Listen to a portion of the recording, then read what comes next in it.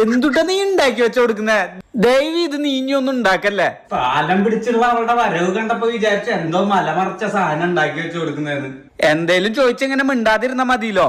നിനക്ക് എന്തെങ്കിലും വേണമെങ്കിൽ അമ്മ ഉണ്ടാക്കി തന്നോളും. ദയവ് ഇത് നീ അടുക്കളയിൽ കയറരുത്. ഓ എങ്ങട്ടീ പോണേ?